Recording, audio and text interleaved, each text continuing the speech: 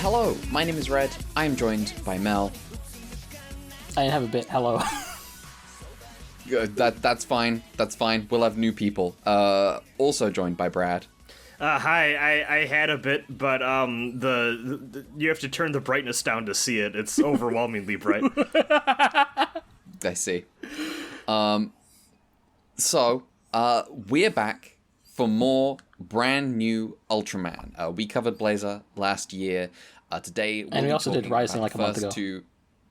Yeah, we also did Rising like a month ago. Today we'll be talking about the first 2 episodes of Ultraman Arc. If you're new here, if you've stumbled across us, we have a show called Ultra Q, where we are running through Ultraman, mostly in release order. And this show is skipping the queue, in which we fucking cheat. Yeah. We just skip ahead and we watch the current Ultraman that is coming out. A time-honored tradition from our very 0th episode. Yeah, exactly. Now, before we continue, we would like to lodge a complaint with Tsuburaya. Where's the Blazar movie? Yeah. We still haven't technically finished the Blazar season. No. We have to rank those kaiju still. This is one of the lingering loose threads of my life that I'd like to square away before the year ends, and they just won't let us. Exactly. Yeah. Exactly. They keep putting that Blu-ray trailer for Blazar in the Arc episodes, and I'm like, where is it? Where is it? Come on. But that's not what we're here to talk about today. We're here to talk about Ultraman Arc. Yeah. Which is the brand new show. Which is what order are we doing this in? Do we have stuff? I have a bit of stuff. I might have to see if I have more stuff next week. Just because I basically just went through the promo material. Go for it. I don't know if there's that much like behind the scenes stuff yet. What I will say is that they put out a week before the show aired, they put out a special production preview. That was a complete waste of time because the first half of it was all, hey, let me tell you about every single previous older Ultraman, except for the Heisei ones for some reason. RIP. Just Showa and New Gen matter. Hey, do you want to know what Ultraman Orb's weapon is called? Thanks. I don't actually, not in this context. And then the second half of the thing was just, hey, have you read the blog promo posts? Well, that's just that. So. Damn. Yeah. But anyway.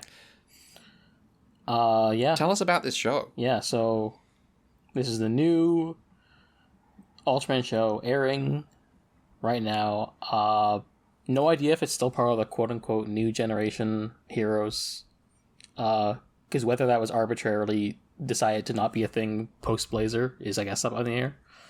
But this is like a post-Blazar show in the sense that's like, well, it seems to be standalone so far, so that's cool. If it's suddenly not standalone, do we stop this podcast? Depends. You know what? It depends. I assume that's what we do. It depends. We pull like the emergency abort. I'll see when we get there. It's all fun and games until we're watching along and Ultraman Zerth spoils Ultraman Zerth for us. Yeah. Exactly. There's an Ultraman Zerth? Yeah, I only know about that one because, well, I'm pretty sure I own the DVD, but I like the name Zerth a lot. I think it's very fun. Yeah. It's fun to say. Yeah. Yeah. So, yeah, hopefully this one, standalone like Blazar. Yeah, so I got the cast, I got the directors, and I got the writers. So what order do you want those in? Directors and writers, and then we're gonna do cast. Okay. Because I'm gonna want to briefly... I don't have, like, summaries or anything. Oh yeah, it's skipping. No. Yeah, we're skipping. So. Okay, so for directors, we got the lead director for the show is Takanori Sugimoto. He's been episode directors on recent Ultraman shows, but this is his first time as the head director. And as far as did he do anything in Blazar? I didn't actually check that much. I'm gonna have to go through the episode directors and writers when we do the Blazar movie, just so you know. Actually, I forgot to do that for this episode, so maybe I'll just do that when we talk about it in the background. But anyway, for now, I'll just go through the stuff. We have Masayoshi Takasu, who is the lead director for Ultraman RB and Ultraman Decker. We have Tomonobu Koshi, who's been doing episode director stuff with Super since Ultraman Max. We have Hiroaki Yuasa, who appears to be more prolific as like a drama director rather than Toku, but he's making an appearance here. We have Takafumi Suzuki. We have Yusuke Akitake. And then we have Naoyuki Uchida, who specifically is doing special effects directorial stuff, it seems. Okay. That's so many names, I'm not going to remember any of them. I'm sorry. Oh, it's okay. I don't remember most of the names. I'm like, oh, hey, this is a name I've seen before. I forgot what they've done.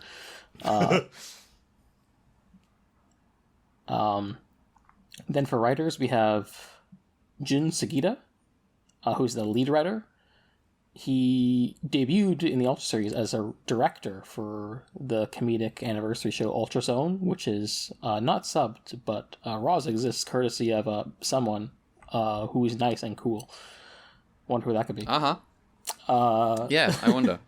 We have Toshizo Nemeto, who was the lead writer for Decker. Junichiro Ashiki, Kyoko Katsuya, Ukiyo Miura, and then we got some fun ones. We have Ryo Yoshigami, who's Who's that? written some stuff with connections to franchises people like, but with a twist, Monkey's Paw. Because they wrote Metal Gear Survive. Oh. And Psychopath Sinners of the System Case 1 Crime and Punishment. Ooh, get the fuck out of here. Get the fuck out of here. This is the guy that put Guinness in Arc. This is the guy. And it was fated.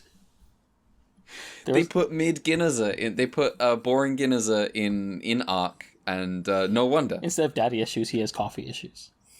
Yeah, instead of daddy issues, tightly wound ex-boyfriend issues Guinness, we have coffee Guinness, which is not quite. Listen, no, I'm not going to compare Ultraman Arc's character work to the standard of Psychopaths. That's mean. I'm sorry. We have Masaya Honda, whose main thing that I seem to find about them is they've wrote 60 episodes of Boruto. Damn. Well, that's like okay. 1/11 of Boruto. Well, I mean, obviously, this depends. Is like either, wrote some episodes of Boruto, or wrote some episodes of Boruto, including the Sasuke Velociraptor episodes of Boruto. I don't know which ones they wrote. Maybe that's what inspired them to get into the kaiju thing. Oh, it's all the dinosaur stuff. Sasuke fighting dinosaurs for weeks. He's like, oh, I'm doing all this dinosaur stuff anyways. Maybe Ultraman's not a bad idea. Sasuke has so much more feeling for that Velociraptor than he's ever had for Sakura. Here's I would like disclaimer. I do not watch Boruto. I simply pay attention. and then finally, probably the most fun one on here. Takao Nakano, who started doing work with Super Eye Productions in 2014, and was lead writer for Ginga S, X, Orb, RB, and Taiga, which is basically like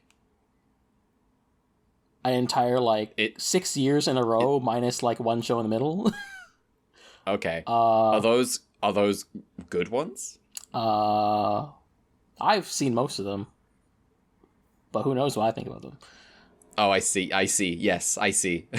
But more interesting is that he got his start in the film industry in the 90s, doing pink/adult films as well as some horror in the 2000s. Let's fucking go! Oh, damn, let's go! We got a sicko! Welcome back, Akio Soji. Welcome back, Akio. Do you think there was a shadowy group of producers that were like, we need to recreate the ritual that brought us our top guy? Hell yeah. Very, very funny that he's does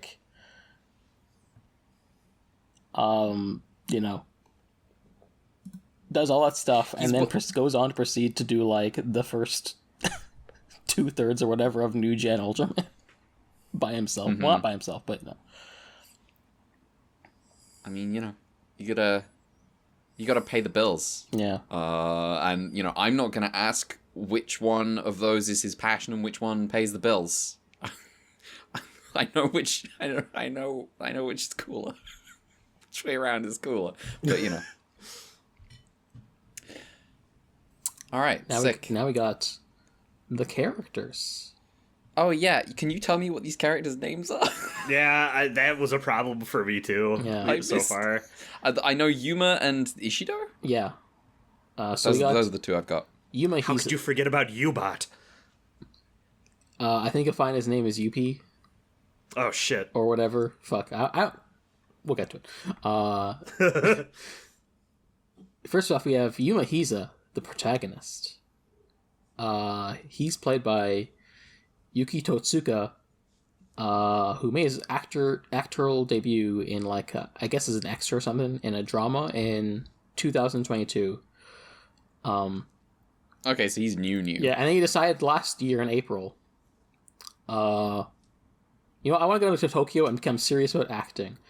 And then 2 weeks later, he auditioned for this role and got it. Damn. Don't let it go to your head. Yeah. I do think it's interesting looking at the time frame where it's we barely knew what Blazar was, and they were already getting the casting ready for the show. So yeah, presumably they've got multiple teams. They're back when Call of Duty still come out every year? No. Call of Duty still comes out every year, right? I think they especially missed not with 1 year. Activision, Microsoft shit. Oh yeah. Well, back when Call of Duty came out every year, and it was cycling between 3 teams. Yeah, Team Treyarch raises fist. Is the next guy Ishido? Are we talking about Ishido next? First, I just want to say. Also, apparently he was born in the U.S. but raised in Japan. He didn't say where in the U.S. Okay. But we can now speculate. Yeah. Based on his behavior in the based show. On vibes. Yeah. Based on vibes. That's a Colorado punch if I've ever seen one. Is he okay? This is our first pitch. Yuma's guy, he's from Colorado. What if he was born in Wisconsin? What would you do then, Rad? Feel seen and ask if he calls it a bubbler or a water fountain. And he'd probably say, "Not I would this have. stuff." I would have to. We'd have to go back and change the title of one of our past skipping the queue episodes because that woman is no longer the known Wisconsinite of Ultraman. True. Yeah, I guess the Deuteragonist in the show is Shu Ishido. He's the gun guy. Yeah, he has a fucking Dead Space handgun. Yeah. Played by Sho Kanata.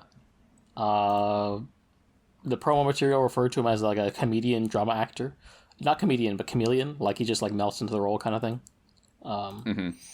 Most curse knowledge about both Yuma and Ishido's actors. They were both born into the year 2000. I'm gonna tell you, they look fucking young.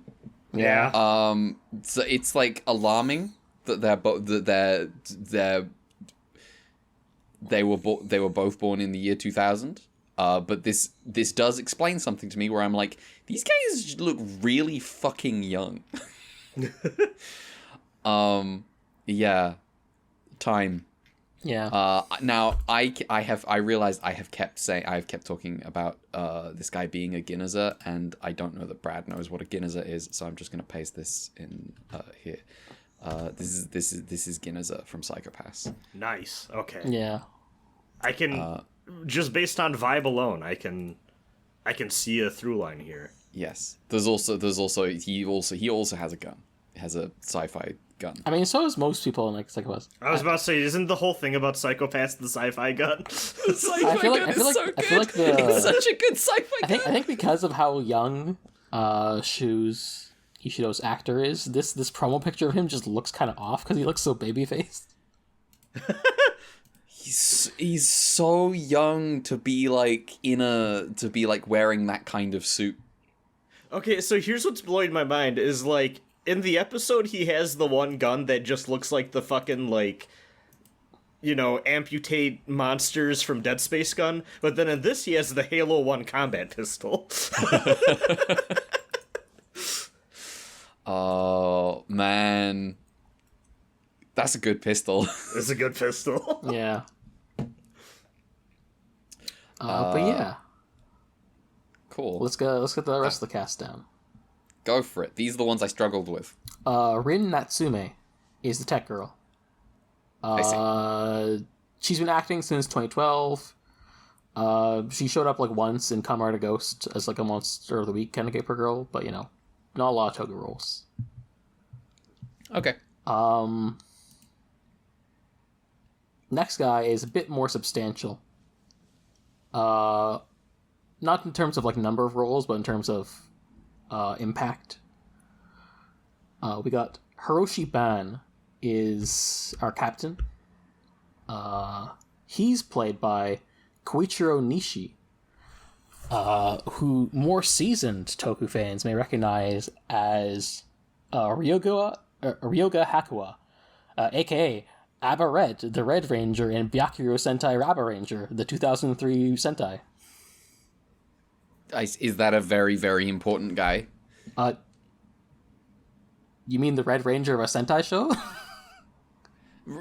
Well, there are loads of Sentai shows. I would not describe Gento as an important guy in Toku. That's fair. For what's worth, there was a Abba Ranger 20th last year anniversary movie, so. I see. For reference, if you're a Power Rangers fan, that's a Dino Thunder. Oh, okay. Yes, that's the one I've seen. Okay, cool. He did reference that in the sort of like a lead up promo stuff. They were asked, "Hey, what is your?" Because you know, if you look at the OP, the arc has some very distinguishable power ups. And they asked all the actors, "Hey, if you had one of your own power up, what would you do?" And Natsume's actress was like, "Oh, I'd like to do a puppy one," and then Ben's actor was like, "I I don't know why, but I'm just imagining something like a red suit of armor with a dinosaur motif. I don't know why though. I see. Then, Wow. Then we have two more quickly. Two more? Okay. Yeah, we got UP, Yeah. the robot, who is also two people when they're separated. This is apparently very important for reasons I don't understand. AKA U-bot and P-body, whatever. Played by voice actor is Yuya Hirose. Hasn't done much of note. I think their main thing that they've done that's notable is another Super Aya thing. Played Yuta Hibiki in the Gridman anime series. I see. That's the guy. That's the main guy. That's the boy. Yeah, red hair boy. And finally, Ultraman Arc's voice actor is Masato Hagiwara, who is also cast for another role in this show, but we will see that at some point. Oh, okay. You were blessed with knowledge. Yeah. They're kind of forthright with this in the promo material, but they haven't actually shown it in the show yet. So I'm just like, well, I'll hold on to this.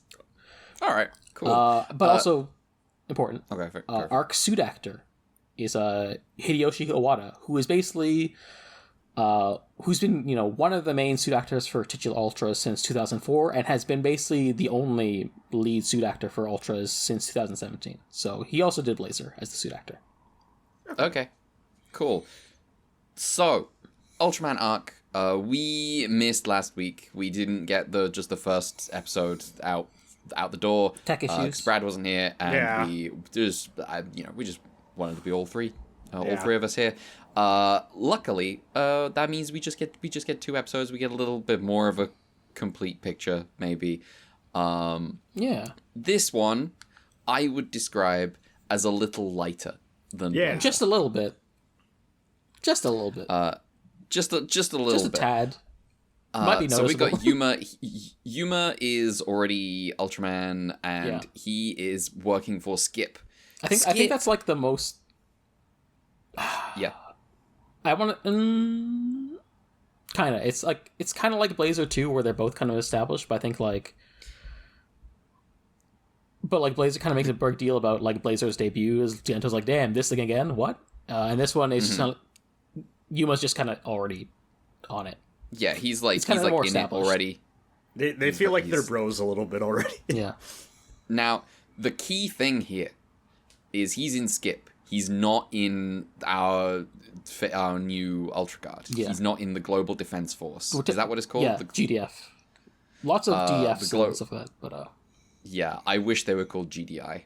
I wish they were called the Global Defense Initiative. That would feed me. That's Command and Conquer. Don't worry. For all intents and purposes, I think Skip would still be considered a quote unquote defense team for the purpose of franchise tropes. But they're they explicitly mention that they're not armed or using force. They're specifically about doing research and evacuations for that. They are ideologically different than an Ultra Guard. I don't know why I've settled on Ultra Guard being my default term for a team. It's short, and also Ultra 7. It is short. It is short, and also it means I don't have to say terrible monster attack crew. So Skip's a small team. They got 3 people and a robot, and tiny ass office. Tiny office. Doesn't even have a coffee maker. No, he which makes their new employee Ishido very upset. He's on loan from the GDF, and it looks like part of his job is to be on the scene when Skip does first contact with kaiju, and so he can measure some readings or whatever to feed back to the GDF and keep some secrets from Skip. Which is revealed at the end of episode 2. There's gonna be it's gonna be Yuma and Ishido learning from each other and saving the day, fighting kaiju. this is much less.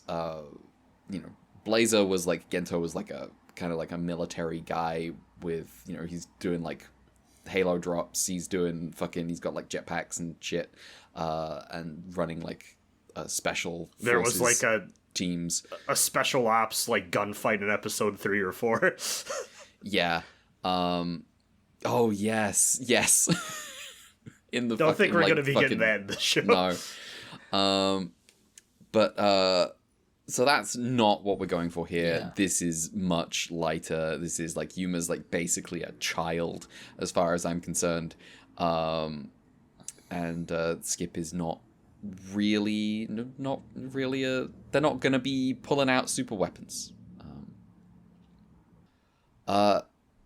Thoughts on Ultraman Arc?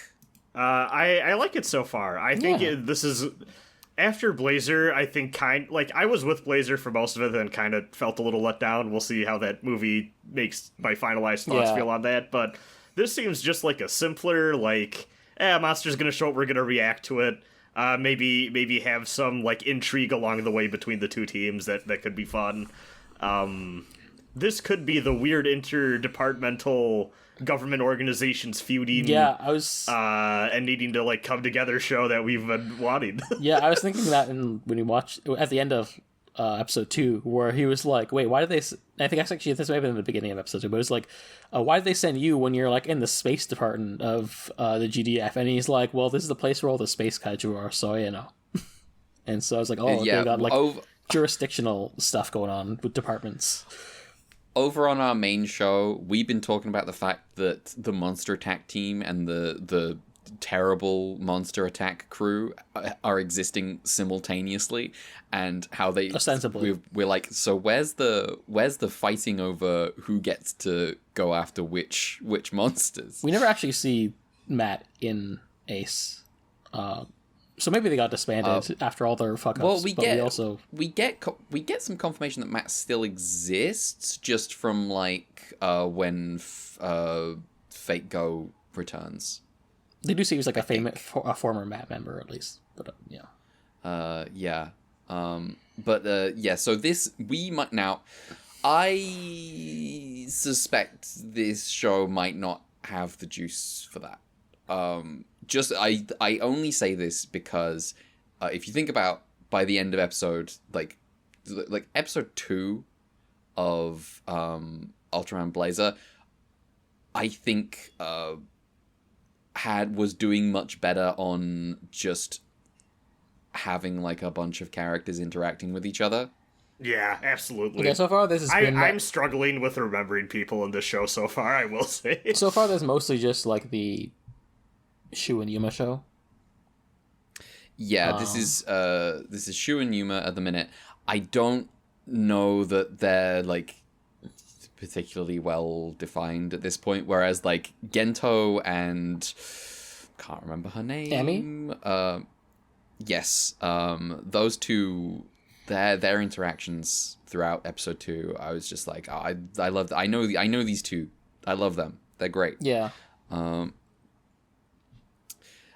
So yeah, I think I think the actual like banter, like the characters' interactions are written, they're a little bit weak to carry like interdepartmental conflict in the way that I want, of like people in offices arguing about jurisdiction and stuff like that. See, I don't think we're gonna get the office politics part of it as much as what's probably gonna happen, given the tone we have so far, is the organization that oh god, I'm already forgetting his name. Guy in the picture who's posted in chat right now. Ishido. They're gonna want to do something mean about the kaiju, and then our hero has to be like, no, like, there's a better way. We can be friends with kaiju. Yeah, and that'll probably be that. That's about what I'm expecting. Yeah, that's fine. Now on the one hand, that is radical. This is not. I don't. Obviously, I don't know what post Showa era Ultraman is like beyond Blazar and the Netflix movie and this. And Shin Ultraman. But Oh, and Shin Ultraman. But that's kind of cheating. Yeah, that's kind of cheap because it's like riffing on OG Ultraman. But like Showa era Ultraman is I would describe as I like some of the most evil children's television.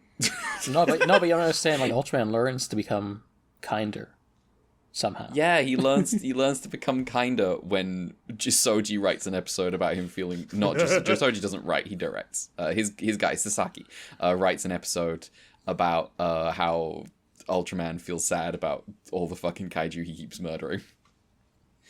But yes, this is a little different for us, a little fresh. Yeah. Which that's nice. Yeah, we got some. Go for I think we got some fun set pieces as far as the kaiju themselves go. We got like the first episode's kind of like there's a parasite that makes kaiju turn big. Oh yes, yes, fun. Episode 2 is kind of like a very, very explicit. I think well considered for like a kids show, like environmental message. Where it's like, we sealed away the kaiju that did pollution under the trees, but if you get rid of the trees to do land development, it'll unleash like the pollution kaiju, and I think it's, Mm-hmm. And I like the ending where Arc seals it away again instead of destroying it, because it's always a little funny when it's like, oh, the nature's revenge has emerged. Engels was right. And then Ultraman defeats it, and it's like, oh, I guess we just beat nature's revenge. Yeah. It's fine. Oh, go ahead. I was gonna say also I like the sort of dad like justifying it to himself and the kid of like, well, listen, kaiju keep blowing up people's houses. And it's that's exactly what I was gonna say. That felt good from like his. I appreciated his perspective on it, where it's like, oh, that's like also a very like human thing of like, well, people need places to live, and like something's gotta go. Yeah. And like the tension there between like, deforestation versus like how do we house people whose homes have been ruined. And of course, we live in a world without kaiju, and people still do that, so it's not like they were going to do it anyway, but it helps to have like sort of like he thinks he's doing good by justifying himself with the context of the world he lives in. I think that was good and interesting. Kaiju become increasingly relevant as natural disasters continue to increase. It's that's how it's going. Yeah. Also, I guess like Yuma has like a kaiju whisperer antique shop owner friend you can call up. It's just like, hey, what do you know what the deal is here? Yeah, he rocks up at the shop, and the guy doesn't even know what everything is in his shop. It's just, he's got like cool. Oh, it's the old wreck. He says, oh, this is a spirit. What if it emerged today, you would call it a kaiju. And I'm like, okay, I like that. Yeah, that's the good folklore stuff. I like how every time Arc rocks up before transformation, it's like a Mirror Man moment. Because he always sees him in like the reflection. Oh yeah. Oh, I don't think I picked up on that specifically yet. So okay, I have now. This is not a criticism aimed at Arc. This is a criticism aimed at Toku in general, anime Toku included. What do I mean by anime Toku? I mean anime that follows the same formulas as some of the popular Toku shows. So one of my ongoing things about working my way through Precure is as they come up with new, more complex ways of doing team attacks, increasingly I am just looking at my phone when they do a big team attack, and I'm just like the second time they do it, I'm like, they're going to be doing this for like 30 seconds, and I'm not that interested, to be honest. The increased complexity isn't necessarily my thing. I like it. I quite like simple stuff that's to the point.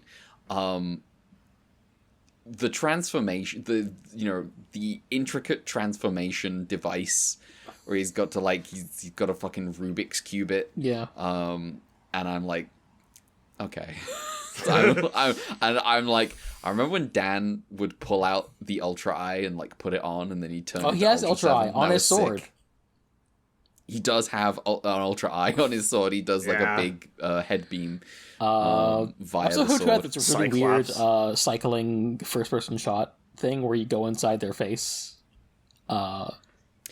Yes, it does. Now I don't. Okay, I don't think these episodes look as good as Blazar did. Yeah, I think I agree. I think they're a bit weaker. I will say that they do look better than the standard Toei episode, though.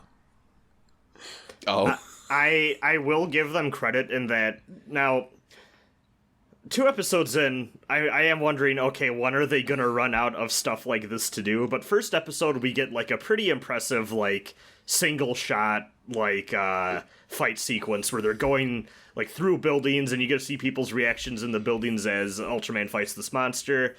And then it ends with Ultraman beating them, and they have like they have the actual color timer on the screen. It's pretty well done.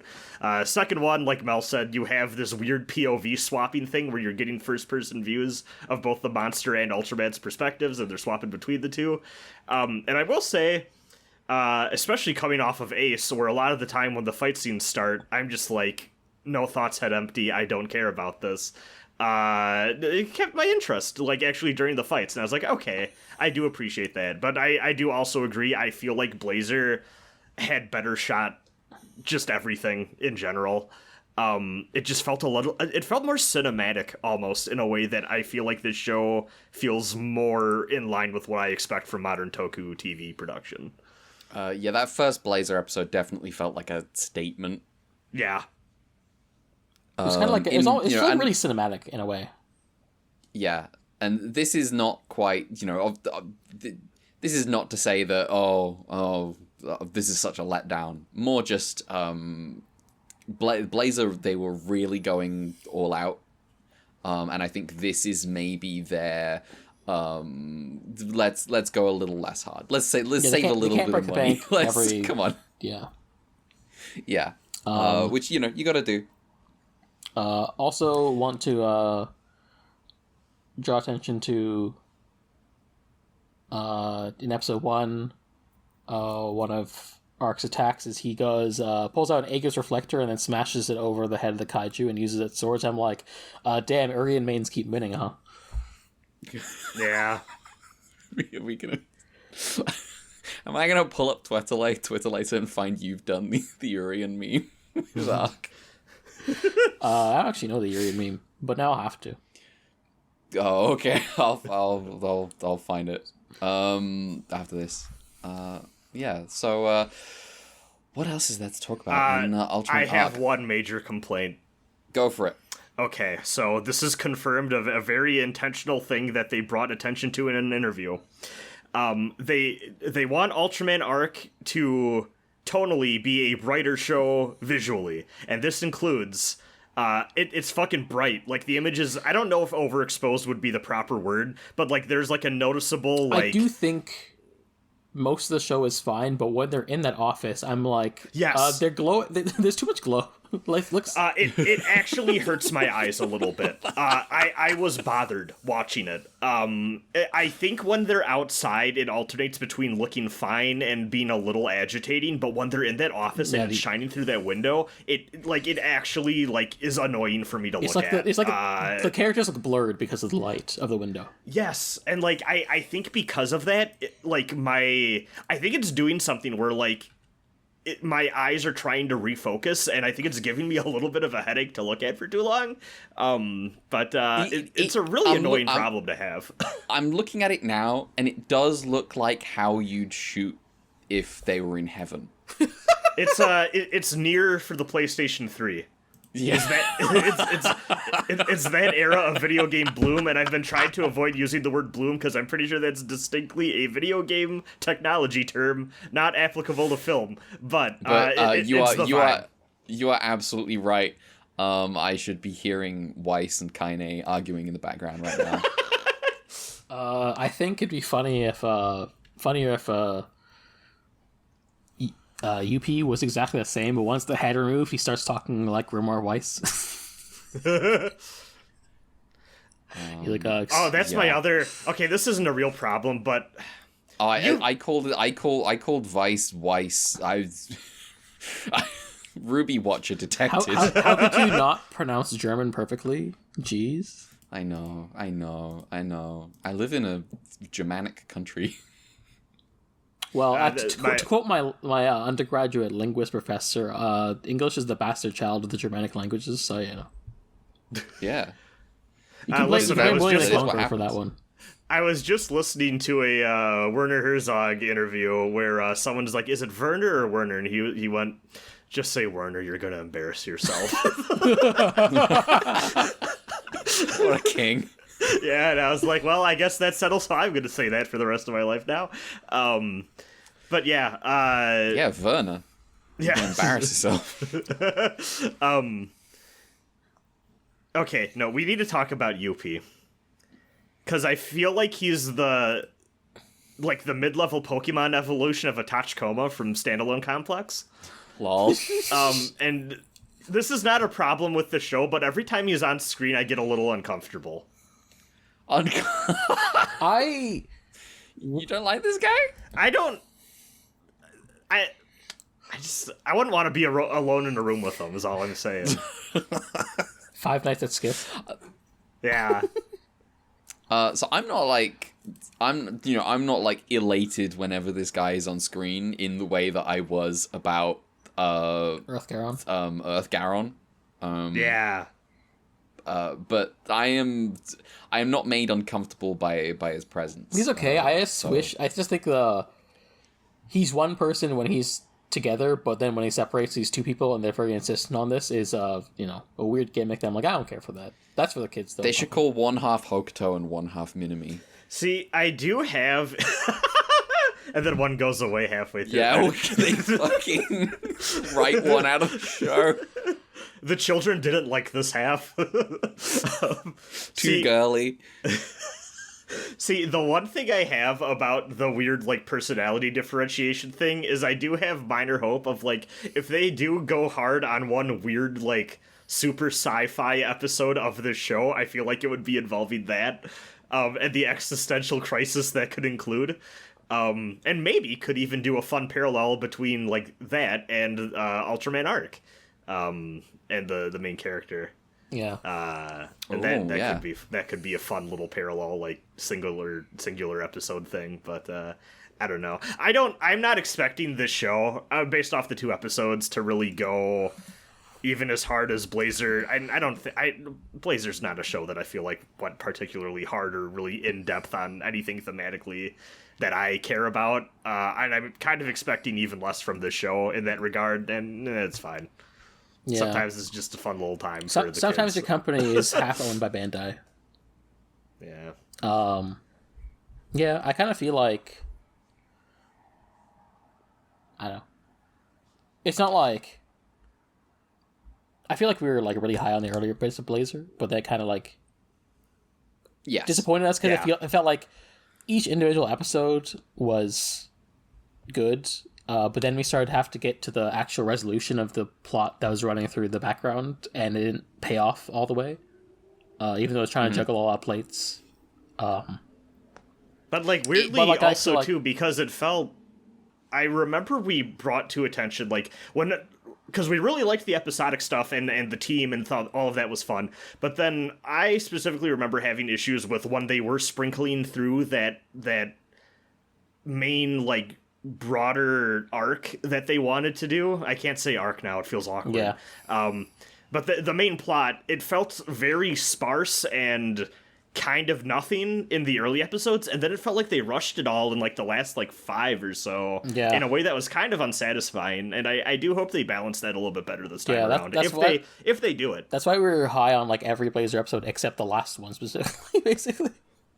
Yeah. And I feel like this. maybe this one's just also more episodic too. Yeah. Who knows? I feel We'll see. I feel like this one's just gonna be not spinning as many plates, and so it'll probably just it won't get to the same highs, but they won't let us down as much. Probably that's my expectation. You simply need to lower your ambitions. Yeah, I feel like make Yeah. make a 7 out of 10 show and make a good ending for it. Like, I'm feeling... That's all you need. There's a weird comparison for anyone except for me, maybe, but I'm feeling like maybe this show will be like the wonderful Precure to Blazar's Hirogaru Sky Precure, basically. This makes sense to me, given what you said about Wonderful Precure. Nodding my head sagely right now. So true, Oomphy. Hirogaru Sky Precure was a big anniversary show and was trying to do like a lot of like stuff, and it was alright. We have a spoiler cast. It didn't like necessarily knock it all out of the park. It got like yeah, but and then Wonderful Precure is more like we're doing Precure stuff. We're just doing low stakes stuff. I feel like my constant struggle I'm going to have with modern Ultraman shows, and we'll see when we both catch up, and also the stuff we watch in the future for skipping. But like, I know like there's probably like a contingent of people that are just like, oh, just go back to doing the episodic stuff and don't even worry about having like a main plot. But I do. Me? Yeah, me. Yeah, I do like when there is a good balance there of like, oh, you can do both and have them roll into each other and feel natural and satisfying, and when you nail that, it's fucking good. But also that shit's hard. Yeah, it's not easy. Yeah. You could do it, have like some episodes like, oh, this is the standalone episode and this is the complex episode. Yeah. Mm-hmm. Yeah, we have not talked about the central conceit, which is that there is a big horn. Yes. And I want to talk about this. This is going to be the payoff. This is going to be the ending of the show. There's a big horn that they are studying from K-Day. From K-Day, and that's where the parasite came out of the horn, and the horn is still there, and the horn is in when Shu's doing his readings, and he's like, oh, I'm not going to tell Skip about this. Don't worry, boss. And walks off screen, and we see the horn in the background. Ominously. Yeah. Hope the payoff is good. Same. Someone in the show is going to utter, it's going to be like K-Day all over again, while frantically looking at a monitor. Yeah. That's exactly what's going to happen. It's going to be the sequel to K-Day. L-Day. L-Day. That's everyone takes an L. God, you honestly, when L-Day comes around, I just stay in bed. Just that's like lazy Sunday. It's that fucking sometimes when you have a bad day, give up. Some days can't be unfucked. L-Day is actually when the guy from Death Note shows up and just solves the problem. Oh. Yeah, that's what L does. Ultraman that's what needs an L. That's what I remember from Death Note is L wins. Yes. Death Note, except instead of like writing death, he just like manifests the kaiju on his book because he writes it. I mean, he does. He does win. He Hell just yeah. needed to have the backup orphans help out. Backup orphans. That's what we've got in Ace this week. Yeah. That's where Gento gets his new son every week. Okay. Yeah. We might be done talking about Ultraman Arc. Yeah. I think so. We just have some business, I think. In which we still have some business. Yeah, just go for it. Oh, we have an. Oh yeah, we have emails. Oh, we have emails. We have. Okay, first of all, we have color timers, don't we? Let me get some production stuff though out of the way. Episode 1 is written by is directed by Takanori Sugimoto and written by Jun Sugita. Okay. And the kaiju Shagong was designed by Toshimi Sakamoto. Apparently the ooze parasite was designed by a sculptor named RIE. And yeah. And then episode 2, thank you, Ultraman Wiki, for being useful. Same writer and director duo. And then the kaiju was also designed by Takanori Tsuchimoto. So we got trivia. Okay. I'm making sure to cover the bases, unlike with Blazar, where we just forgot to do that. Okay. And then color timers.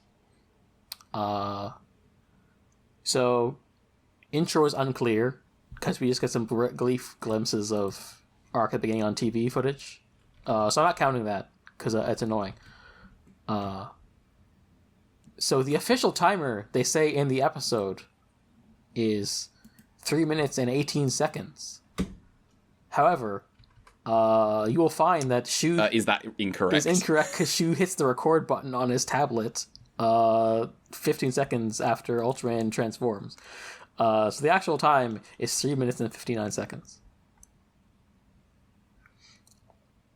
And in the second episode, they don't give us a timer on screen. So it's just 5 minutes, 19 seconds. 5 minutes, 19 seconds. Okay. Now let me get to the emails. Go for it. First off, let's get Sajixer from last week. Now we can actually get to you. Okay, Arc time, baby. Hello, Cydrixa. Can I just say, Hello. best Ultraman premiere in years. Love seeing another Ultraman show where the heroes are pre-established in the world, and the host is already used to it. All the primary cast gets up nicely, and the mysteries presented are solid. Those tanks that the GDF uses are radical, and the action sequence is very sexy. We didn't talk about the GDF tanks, but yeah, they're pretty shiny. I do like Thunderbird's shit. I'm confirmed. Yeah, it did remind me, like, a lot of that felt like it was absent from Blazar. Like, it was kind of the background. Mm-hmm. But they had the van with the funny name. Well, yeah, that's mostly because, like, in Blazar we had Earth Garon instead of, like, other vehicles. Yeah. I'm sorry, I just remembered the moment where Yasunobu realizes he's used the van's nickname and is horrified. It's so good. Was it Moppy? It was Moppy, Moppy, right? Yeah, it's Moppy. Moppy. We can use Moppy, and Gendo's like, Moppy. Yasunobu screams. The cast of the show is good. Yeah. The only moment I didn't like was the two Final Night at Freddy's jump scares because they didn't look that great. But that's my biggest episode of the episode. You know you've done a good job. The episode is very clearly more representative of how the rest of the show is going to be tone-wise and structure-wise compared to Blazar. Something I feel made a lot of people drop Blazar partway through is because of the expected semantic edgy/dark equals good reasons. Which, you know, was present in the first episode probably, but no less so in the rest of the show. The show of fan service is series having already showcasing is not overbearing but highly appreciated. Popped off the fact that the show is eye catches, and I guess we talked about before, the show is very Return of Ultraman coded and it's like iconography. They haven't done eye catches like this in 20 years, so that's fun. Oh, damn. That makes sense, though. Here's some homework for Everyone you. just forgot eye catches. They just stopped doing them. Precure hasn't. Precure's awesome. That's good. Yeah, they do. Here's some homework for you right now. Take a look at UP, then search up Robotac. The similarities may shock you. Robotac. Red, you can post in the chat, please. That's what I'm going to... how is tack spelt? TACK. Robotac. Well, I'm going to continue the email. Ain't that the thing they made into macro? Or they made macrons into? Okay, there are two things here. One of them has big eyes, and one of them is not. Hang on, let me... Right, so first of all, what the fuck is... Okay. The big eyes one's probably the more appropriate one, just from what I know about Robotech. Yeah. And then there's this one, which is different. I keep clicking on Audacity to open Discord. Yeah. There we go. Oh. Yeah, That's the first Robotech. one returns into the second one, if I recall correctly. Oh, okay. Yeah, this is from the I do last not- Metal Hero show where they became really kiddie for some reason. I see. I see. I do not necessarily see the similarity with you. I think it's mostly just the cartoon eyes. I see. Not to spoil too much, but another example of you three are the luckiest podcasts in history. It looks like you two are going to be 2 for 2 with a brand new Ultra shows, including returning monsters we already covered, just from like promo stuff. Nice. And also, if you look at the OP, some of them show up. Cool. I think I spotted Red King in the K-Day Flash. Yeah. I spotted in the opening, I saw one of our favorite guys. Oh, yeah, yes, that's true, actually. How can I forget? On a related note, you may have noticed that they reused the Red King costume from Blazar. Well, that's just because they used to have a costume based on the original, but they changed it into something else a few years ago. Look forward to getting to that in like 12 years. Yeah. It won't be that long. Okay. But, so the second generation of Red King seems to have become the default for now. Regardless... he certainly looks like Red King. Yeah. Regardless of the episode shows up in is a homage to the Sufan episode as the Blazar was. Also, Gomorrah being in it reminded me he's meant to be the start of Rising and then just not mentioned at the end of the back two. No, we didn't talk about Gomorrah at all. No. Obviously, I don't know if there's something you've talked about already, but the creative staff has already given production info on Arc. First off, why Arc? What does it mean? Well, Arc's partial design motif, aside from Return of Ultraman again, is rainbows. Yeah, it kind of makes sense if you look at the arc it leaves behind in the sky. Yeah. Arc to CL almost. Well.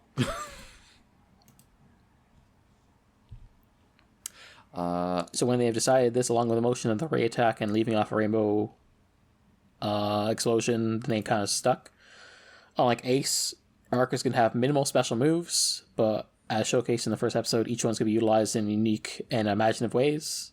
Disney editorializing, I think like imagination is supposed to be the theme of the show, which is kind of like linked with like, I think Arc is meant to be like a drawing Yuma did, and it became a superhero persona, which we didn't talk about in the episodes. But also, every episode so far, when Arc is stuck and needs to figure out how to beat the kaiju, he does like a Jimmy Neutron brain blast. He does like tilt his head and then go, aha, I've got it. We already know that Arc is going to use like some power-ups, but only 2 for so far. As the staff was already like, well, you either get multiple forms or you get new monsters.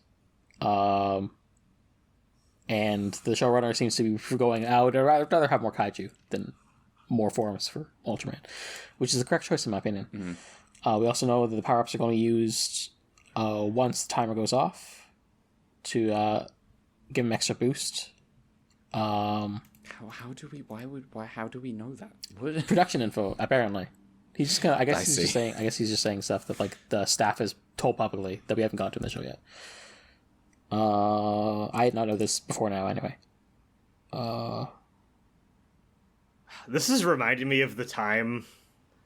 I don't know if either of you were on the grounds for this, but before Iron Blooded Orphans came out, they were like, yeah, and the new Gundam is gonna equip like parts from the enemy mobile suits it fights, and like it made it sound like it was gonna be a fucking Mega Man thing. Yeah, and that's extremely not what that show is like at all. It does seem like there were production issues with like Blazar's upgrade having the color timer exposed, causing it to get knocked around and damaged. So the new forms are just not going to do that.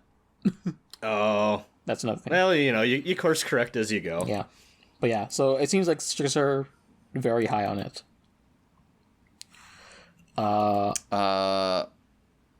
Yeah. Thank you for your email, Cedric. Sir, I would not agree that it's the best, just because I'm not. I don't know like the trends in Ultraman, but I definitely like that first Blazar episode a lot. But we've already talked this through. I'm looking forward to this show. Yeah, I was just briefly looking at the other emails we have, because we have a fair amount, but like some of those are mostly seem to be for Ace. There's like one for Arc, one more for Arc. Because Cross Data sent one for this week's Ace and then also for Arc. So let me just get to that real quickly and then we'll be out of the show. So hello Cross Data. Arc time. I've been kind of vibing with these episodes so far. The action and set pieces for the episodes on buildings is well done. It wasn't until last week that I learned that one of the singers played Masamune Dan, who's a character from Kamen Rider X-Aid. Their actor is Hiroyuki Takumi in X-Aid, which is cool to see. So thanks. Thank you for your email. Nice. All right. Thank you for your email. If that's Thank you. the end of our show, that is the end of our show. We run a, obviously, I mentioned earlier, we run a podcast called Ultra Q. You can find us on Twitter at @ultra_Q. That is at @ultra_QUEUE. It's a pun. And we're covering Ultraman Ace right now, having a bit of a miserable time. It is what it is. We were gonna hit a bad one. It's not. We have some opposition to some of the choices made in Ultraman Ace. It is what it is. Yeah. But we're having a good time. We have podcasting one about more it, month hopefully. of the show left, at least. One more month of the show. And then we'll be moving into, what is it, Taro next? Yeah, Taro's next Taro? Taro's the one. So fingers crossed for that. And we'll be recording the Ace episode like right after this, basically. Yeah. Okay. Mel, do you have any plugs? No, I mean, other than that, well, I mean, I'm at Dear Crowns on Twitter and Blue Sky. We have the email ultraqpod@gmail.com. Send in your Arc or Ace emails. And we have Coffee, UltraQ Fund. Ideally to get some of the untranslated stuff subtitled somehow. There are some significant gaps. Yeah. Also, we're watching Arc in batches, not week to week like we do with Blazar, so, Oh, yeah, so we should decide... Okay, Yeah. let's add... Brad, your plugs. That's Be Invoked on Twitter. That's BE_INVOKED. Also on YouTube under the same name without the underscore. Yeah. Yeah. So... So let's decide live. Yeah, so hold on, I came up with I had to course correct because the math changed when we had to change from episode 1 alone to episode 1 and 2. 2 alone. But I came up with a draft schedule with a new math where we go... Okay, let's also, see. we do 5, 1, and then 2. 4, and then 5 again, etc. until we finish the show. This works for me, I think. I think it is this is mathematically sound, in my opinion. Mathematically sound Ultraman. Yeah, and this will also plop the obligatory episode 13 recap that I think is just the modern Ultraman trend right in the batch with like 5 anyway. So, Oh, sick. Yeah. Cool. Alright, so next time we will be covering episodes 3 through 7. So you will not be checking in on this podcast for a while yet. It'll be like the end of August, looks like. We will be recording then. So until then, that is us from Skipping the Queue. Bye-bye. See you next time. Goodbye. Later.